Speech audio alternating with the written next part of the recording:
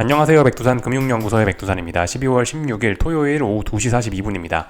본 영상으로 월요일 아침 영상 대체하겠습니다. 월요일은 영상 녹화 없고요. 월요일 저녁에 뵙도록 하겠습니다. 어젯밤은 특별한 일 없이 그냥 기존 추세를 유지하면서 시장은 잘 마감을 했습니다. 미국 증시 상승 마감, 또 그리고 유럽 증시 비교적 괜찮은 그런 마감을 이어나갔습니다. 기존 추세, 주식이 올라가고 금리가 떨어지고 달러가 떨어지는 그런 추세, 아직까지는 특별한 게 변함이 없습니다. 쏠림이 엄청나게 좀 심한 상황에서 그런 좀 불안한 쏠림이 계속해서 심화가 되고 있습니다. 지금 제가 쏠림이 계속해서 심하다고 말씀드리고 있는데, 이거는 그냥 제 생각이 아니고, 이런 여기저기 제도권에서도 그런 이야기를 하는 사람들이 많고, 여러 가지 분석가들 중에서도 이런 이야기를 하는 게 굉장히 많긴 합니다. 월스트리트 저널의 어떤 분석가까지는 아니고 어떤 사람이 이제 글을 쓴 게 있는데, 지금 현재 가장 월스트리트에서 가장 유행을 많이 타는, 가장 인기 있는 베팅이 뭐냐, 내년에 연착륙할 것이 가장 지금 인기 있는 베팅이라고 하고 있거든요. 근데 지금 이제 이 글에서 이야기하고 있는 거는, 가장 핫한, 가장 주목을 받는 그런 베팅일수록, 가장 인기 있는 베팅일수록 이 재미가 없었다라는 거를 우리는 기억을 해야 된다라는 이런 이야기를 하고 있죠. 그러니까 모두가 주식을 사면 더 이상 주식은 오르지 않는다, 그런 이야기를 이런 식으로 하고 있다라는 겁니다. 하여튼 쏠림에 대한 경계도 있긴 있는데요. 근데 문제는 아직까지도 그런 쏠림이 아직 해소될 기미가 보이지도 않는다는 것도 문제입니다. 그렇기 때문에 뭘 해야 되냐, 가만히 있어야 되는 거죠. 그죠? 물론 위로 올라가는 거면은 물론 추세 추종의 원칙에 따라서 위로 올라가고 있으니까 위로 따라가는 게 맞지 않겠냐 싶긴 하지만, 주식을, 네, 그것도 적당히 쏠렸을 때 이야기인 거지. 지금 너무 쏠렸었기 때문에, 지금 이미 너무 쏠려버렸기 때문에 지금은 오히려 그 추세 추종이 굉장히 좀 위험하다라고 말씀드릴 수가 있겠죠. 그 추세 추종 전략이라고 하는 게 이제 CTA 매매라고 하긴 하는데, 제가 지난번에도 이런 자료들을 좀 많이 보여드렸다시피, 이게 지금 너무 이제 이 매수 쪽으로, 주식 매수 쪽으로 이게 너무 심하게 쏠려가지고, 오히려 이제 이게 뒤바뀌었을 경우엔 시장의 급락 폭락을 부를 수 있는 지금 그런 요소로 작용을 하고 있다라는 그런 데이터들도 지난주였나 지지난주였나 좀 많이 그런 데이터들을 좀 많이 보여드렸던 것 같아요. 하여튼 이런저런 점에서 지금 쏠림이 굉장히 좀 심각하기 때문에 특별히 할 것도 없고, 그냥 일단 가만히 어떤 추세 전환의 신호가 등장하는지 잘 기다리고 숨죽이고 기다리면 될 것 같습니다. 어젯밤에도 여러 가지 경제 지표들이 좀 나오긴 했는데, 딱히 지표의 영향 이런 거보다도 그냥 계속해서 투기적인 게 영향을 더 강하게 미치고 있다 생각하시면 좋을 것 같습니다. 지금은 논리와 이성보다는 비이성과 감성, 그런 것들이 훨씬 시장에 크게 작용을 하고 있습니다. 어젯밤 일단 유럽에 보시면 여러 가지 지표들이 좀 발표가 됐는데, 전반적으로 보시면 빨간색이죠. PMI들이 많이 발표가 된 건데, 빨간색이란 거는 그 예상치보다 좀 안 좋다라는 걸 이야기하는 거니까, 전반적으로 유럽 경기가 좀 안 좋구나라는 그런 데이터가 나왔습니다. 그렇다고 미국 경제가 좋았냐? 미국 경제도 일단 조금 좀 부진하다라는 데이터가 나왔습니다. 뉴욕 엠파이어 스테이트 제조업 지표 이런 걸 보시면은 예상치에 비해 많이 하락을 하기도 했고, 다른 산업 생산인 이런 지표들이 전반적으로 예상을 다 하회하면서 좀 전반적으로 미국 경제가 좀 예상보다는 좀 안 좋구나, 이런 안 좋은 지표들이 좀 나오긴 했었습니다. 그러나 이런 게 시장에 그다지 영향을 미치지는 못한 것 같습니다. 글쎄요, 이런 지표의 영향 때문인지, 제조업 지표가 안 좋다, 그러니까 대략적으로 그런 거잖아요. 미국의 제조업 지표가 안 좋다라는 결과가 나와서 그런지, 일단 IT 빅테크가 다시 오래간만에 또 치고 올라왔습니다. IT 빅테크가 지금 지도를 보시면, 그죠? 이거 어디서 많이 보던 그림이죠, 그죠? IT 빅테크, 마이크로소프트, 애플, 구글, 엔비디아 등등 IT 빅테크가 치고 올라오고, 제조업 지표가 안 좋으니까 나머지 일반적인 친구들이 좀 안 좋은 어떤 그런 평상시에 나스닥이 시장을 끌고 올라가는 일반적인 모습을 어젯밤에 또 다시 보여주기도 했죠. 러셀 지수가 조금 그래서 좀 많이 빠지기도 하고요. 글쎄요, 저런 지표의 영향이라고 해석할 수도 있을 것 같고, 아니면 그냥 투기적인 측면에서도 충분히 설명이 가능하죠. 그죠? 한동안 러셀 지수가 좀 많이 올랐으니까 러셀이 쉬어가는 사이에 다시 IT 빅테크가 주도권을 쥐고 왔다, 요런 식으로도 그냥 투기적으로도 볼 수 있는 거고, 하여튼 좀 그런 상황입니다. 좀 애매한 그런 상황이죠. 그런 모습들이 등장을 하고 있습니다. 이 지표에 대한 반응, 특별히 일관적인 반응, 그런 건 일단 없었다라고 생각이 돼요. 미국 금리 계속해서 좀 더 떨어졌습니다. 아무래도 경제 지표들이 안 좋았으니까 금리가 떨어지는 게 맞지 않겠냐 싶기도 한데, 하여튼 일단 금리는 금리에 이 정도 떨어지는 것도 사실 그냥 투기적인 요인으로 봐라, 기존의 추세가 너무 강하고 어떤 기존의 힘이 뭐 너무 강하기 때문에 뭐 조금 더 빠질 수 있다, 이상한 거 없다, 그냥 이렇게 투기적으로 보는 게 좀 더 맞을 것 같기도 하고요. 달러의 반응은 근데 좀 재밌었습니다. 달러는 오히려 올랐죠. 네, 달러는 오히려 올랐어요. 미국 경제가 안 좋은데 달러가 올랐다. 하여튼 좀 재밌는 것 같습니다. 글쎄요, 뭐 좀 전에 봤던 유럽에 있는 지표들이 더 안 좋았기 때문에, 더욱 심각했기 때문에 달러가 오른 것일까요? 뭐 그렇게도 볼 수 있겠지만, 하여튼 이 어젯밤에 있었던 이런 일들은, 하여튼 최근 그 FOMC 회의 이후에 이런 시장의 급격한 움직임들은 대부분 그냥 투기적인 움직임으로 설명하는 게 더 맞을 것 같습니다. 어젯밤 달러는 또 재미있게도 하여튼 이렇게 그 전일 하락을 많이 되돌렸고요. 완전히 되돌린 건 아니고 좀 많이 되돌렸고, 조금 더 확인이 필요하겠죠. 조금 더 확인을 해봐서 뭐 어떤 중요한 자리를 넘어선다면은 지난번 이 급락이 언더슈팅으로 인식이 되면서 여기서 바닥이 만들어질 수도 있습니다. 아직 그런 이야기를 근데 하긴 좀 뭐하고 조금 더 봐야 될 것 같습니다. 그래도 많이 되돌렸다는 게 정말 대단한 점입니다. 그죠? 이런 점들 확인 정도 했어요.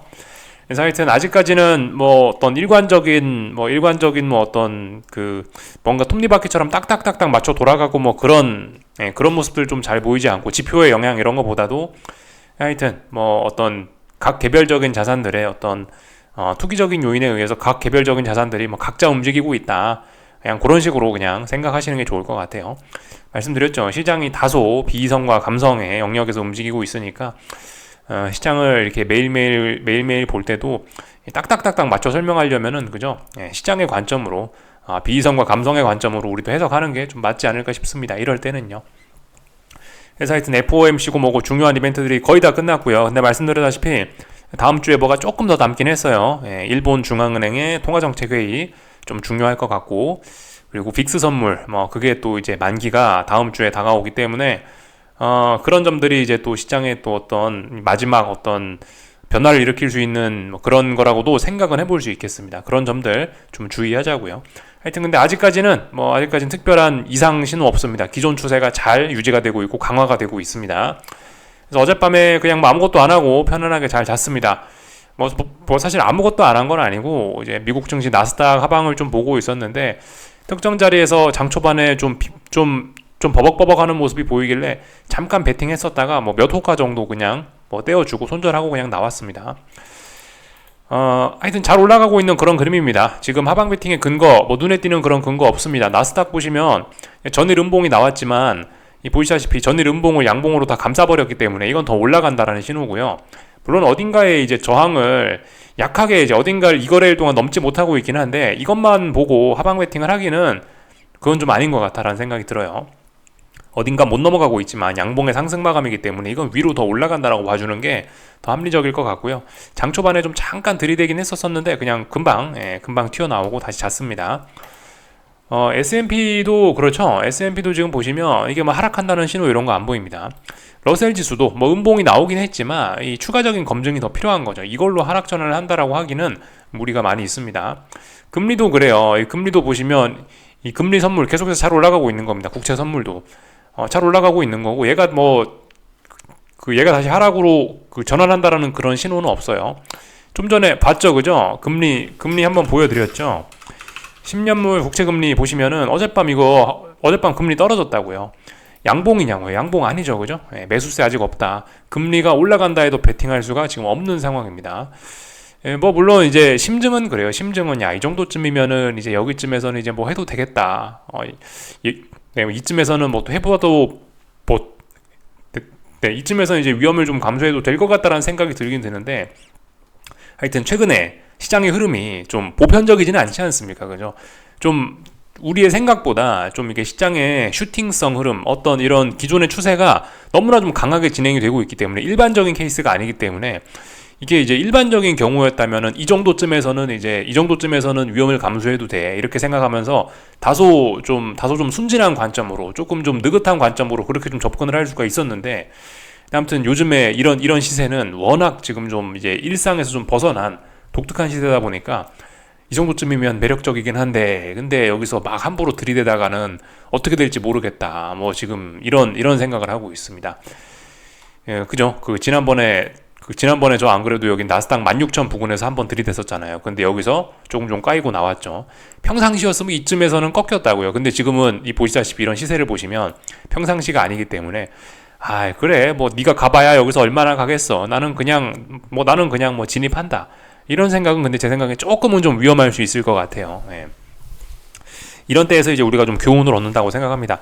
평상시의 경우 한 10번 중 뭐 8번, 9번은 이 정도 했으면 됐지라는 생각으로 그냥 진입을 하면 잘 먹긴 먹는데, 그렇게 하면 이제 보통 그냥 수익을 볼 가능성이 높은데, 지금이 말씀드렸다시피 워낙 비이성과 감성에 좀 쏠린 영역으로 와버렸기 때문에, 워낙 이런 비이성적인 힘이 좀 강하기 때문에 이게 뭐 평상시의 관점으로는 이 정도 하면 됐다 뭐 그렇게 볼 수가 있는데, 지금은 평상시가 아니다 보니까 다소 좀 타이트한 기준이 조금 좀 필요하지 않겠냐, 그런 생각을 좀 하긴 했어요. 야, 여기서 네가 올라봐야 얼마나 오르겠어, 여기서 네가 떨어져봐야 얼마나 떨어지겠어 라는 생각이 조금은 좀 위험할 수 있을 것 같아서, 그래서 지금 조금 손절 다시 좀 짧게 잡고, 그렇게 아니다 싶으면 바로바로 튀어나오고 그런 걸 하고 있습니다. 그래서 뭐 기다려야 되겠죠. 계속 기다려야 됩니다. 내가 원하는 공이 올 때까지 잘 기다리면 됩니다. 야구에서는 뭐 3번, 4번, 그죠? 뭐 그런 식으로 또 그런 식으로 기회가 제한이 되어 있지만, 주식시장에선 제한이 없단 말이죠. 내가 원하지 않는 공은 얼마든지 흘려보내도 됩니다. 딱 원하는 공이 왔을 때 무제한으로 시장에 기회를 주기 때문에, 하여튼 내 힘을 잘 비축해 놨다가 진짜 마음에 드는 공이 왔을 때 한번 진짜 세게 때리면 되긴 돼요. 일단 하여튼 그래, 충분히 좀 기다려보자. 물론 계속 경계는 유지하되, 계속 경계는 유지하는데, 하여튼 근데 충분히 좀 기다려야 될 것 같긴 하다 싶습니다. 이런 상황이면 그죠? 나스닥 대폭등할 수 있어요. 여기서 더 올라갈 수 있어요. 여기서 지금 보시면 이게 지금 누적된 추세에 대한 피로감이 있는 거지. 여기서부터 해서 10월 말부터 해서 시작된 이 상승에 누적된 피로감이 있는 거지. 단기적인 요만큼만 보면은 더 올라가도 아무런 문제가 없습니다. 음봉 하나 나와서 또 그리고 하루 이렇게 더 쉬면서 여기서 힘이 잘 모아진 거예요. 다음날 1%, 2% 급등 또 가능한 상황입니다. 단기적인 관점에서 보면 계속 올라갈 수 있는 거기 때문에 하여튼 좀 주의를 하셔야 됩니다. 나스닥 네가 이 정도 올랐으면 됐지, 금리 네가 이 정도 떨어졌으면 됐지 라는 그런 막연한 생각이 조금 위험하게 작용할 수 있겠습니다. 좀 조심하셔야 될 것 같아요. 변동성도 크니까요. 요까지 말씀드리면 될 것 같고요. 변동성 지수들은 실제로 근데 보시면 이렇게 잘 올라오고 이렇게 하방 경직성 잘 보이고 있습니다. 이거는 빅스 현물인데 일단 어딘가에서 또 잘 버티고 있죠, 그죠? 중요한 자리를 깼으니까 레벨 다운이라 볼 수 있지만, 레벨 다운 하고 나서 더 이상 못 가고 있잖아요, 그죠? 그러니까 여기서 하방 경직성은 보이고 있고, 이런 것들이 언제든지 우리가 좀 무슨 일이 생길 수도 있다, 이런 것들이 지금 긴장하고 봐야 되는 중요한 이유라고 생각을 합니다. 잘 봐야 돼요. 실제로 그래서 UVXY는 어젯밤에 이례적으로 이렇게 튀어오르기도 했고요.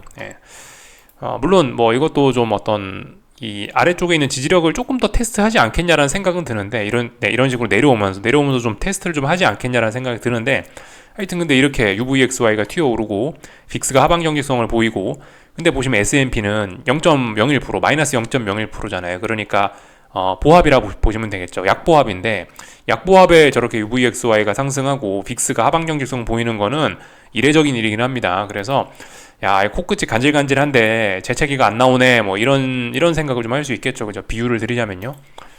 다 말씀드린 것 같습니다. 뭐 유럽 증시 이런 모습이 나오면 미국 증시에서도 이런 모습이 나오면 이제 하방 베팅을 하고 뭐 견디고 이렇게 저렇게 할 수가 있는데, 그게 아니란 말입니다. 그죠? 미국은요. 유럽은 보시면 이제 오랫동안 저항이 누적되고 있기 때문에 어딘가만 이제 붕괴시키면 그냥 우르르 쾅쾅이 가능합니다. 근데 이 미국은 아직 아니라는 거죠.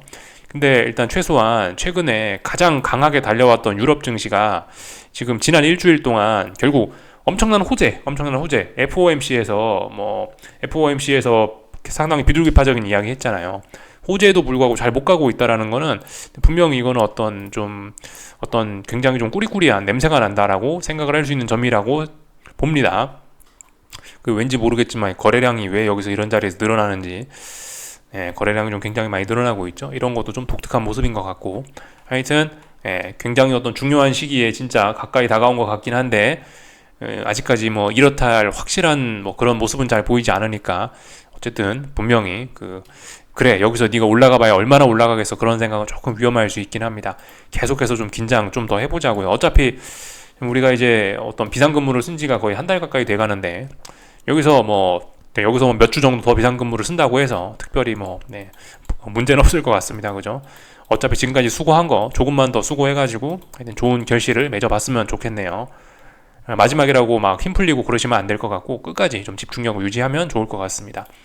다 말씀을 드린 것 같고요. 하여튼 애플도 지금 보시면 강해요. 애플도 지금 보시면 신고가, 지금 신고가 영역이고 보시다시피 이거 눌림이에요. 잘 올라가고 있는 거고 뭐 그렇습니다. 마이크로소프트도 죽을 듯 말 듯 하지만 결과적으로 어젯밤에 안 죽었어요. 그죠? 잘 버티고 있고요. 그래서 미국 증시 좀 더 올라갈 수 있겠다 이런 생각하는 게 맞을 것 같고, 참 요거 한번 참 이야기해드리면 좋을 것 같긴 한데요. 이게 이제 금리입니다. 10년물 국채 금리에 금리가 아니죠. 10년물 국채 선물입니다. 그죠? 그러니까 이걸 뒤집으면 금리가 되겠죠. 이게 물론 이제 지난 몇 년간만 좀 그러긴 했는데요.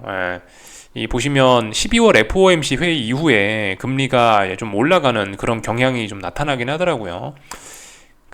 하나씩 좀 볼까요? 예를 들면 이때 12월 2020년 12월 14일 뭐 이때 FOMC 12월 FOMC 있었을 거 아니에요. 이때 여기 움직임들 대충 보이시죠? 여기 쫄쫄쫄쫄 옆으로 기다가 금리가 올랐죠. 그리고 여기도 2012년 대략적으로 이때 FOMC 회의 이후에 그 다음에 이제 금리 그 다음에 금리 올랐죠. 이때도 2022년 12월 13일, 14일 이때 FOMC 회의 끝나고 나서 금리 올랐죠. 이런 모습들이 좀 보이고 있긴 합니다. 뭐 물론 이제 지난 몇 년간은 금리 인상기였으니까 뭐 이런 흐름을 보이는 게 자연스럽다라고 생각도 할 수 있긴 있는데 어쨌든 이런 재밌는 경향성이 있긴 있다라는 겁니다. 그죠? 그래서 이번에도 그런 경향성이 또 나타나는 게 아닐까 한 번쯤 생각은 해볼 수 있는 자리예요. 공교롭게도 딱 그 12월 15일 부근인데 다시 12월 15일 왔죠. 그리고 일단 음봉이 나오긴 했는데 아직까지 그런 큰 의미 있는 음봉은 아니고, 근데 지금까지 몇 년 정도의 경향성을 생각해보면 FOMC 회의 이후에 금리가 항상 올라가는 그런 모습들을 좀 살펴보면은 이번에도 뭐 그런 경향성이 등장할 수 있을지 한번 뭐 구경해보는 건 재밌는 포인트일 것 같습니다. 다 말씀드린 것 같아요. 그래서 나머지 특별한 건 없었고, 어젯밤에는 이제 달러가 좀 올라갔기 때문에 원자재들은 비교적 좀 약세를 보였고요. 하여튼 국제유가는 하방 경직성을 좀 보이고 있습니다. 지금 보시면 국제유가는 지난번에 이 레벨 다운이 되긴 됐었는데 여기서 그죠? 이 자리를 붕괴시키면서 레벨 다운이 돼서 이렇게 내려온 거잖아요. 근데 여기서 더 이상 시세가 진행되지는 않고 있고 이렇게 박스권에서 하방 경직성을 보이고 있습니다. 이제 여기 다시 한 72달러, 한 73달러 올라오면은 다시 이제 위쪽으로 이렇게 올라올 수 있게 됩니다.